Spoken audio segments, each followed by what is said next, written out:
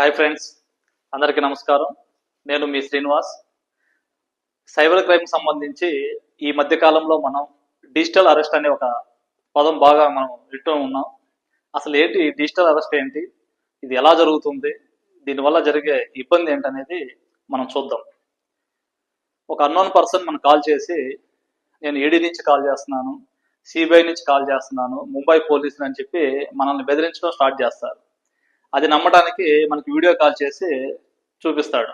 అతను యూనిఫామ్ లో ఉంటాడు, అన్ని డాక్యుమెంట్స్ కూడా కోర్టుకు సంబంధించినవి, పోలీస్ డాక్యుమెంట్స్, అట్లాగా ఒక డాక్యుమెంట్ కూడా సెట్ చేస్తాడు.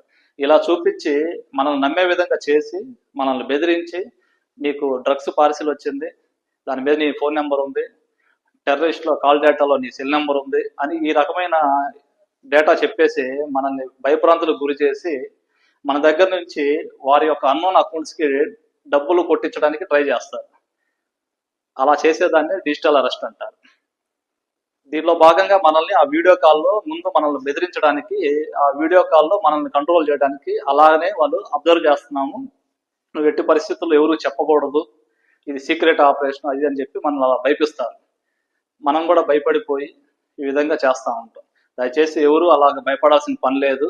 అలా ఎవరు అలాగ ఫోన్ చేసి అరెస్ట్ అనేవి చేయరు. ఇలా ఎవరైనా చేసినట్లయితే, మీరు పొరపాటున కనుక ఈ యొక్క డిజిటల్ అరెస్ట్ గురైనట్లయితే వెంటనే 1930కి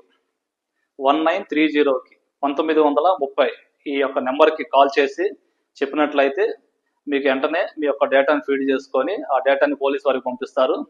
లేనట్లయితే మీరు మీ యొక్క దగ్గరలోని నియరెస్ట్ పోలీస్ స్టేషన్కి వెళ్ళి జరిగిన సంగతి గురించి ఒక రిపోర్ట్ ఇచ్చినట్లయితే దాని మీద పోలీసు వారు యాక్షన్ తీసుకుంటారు.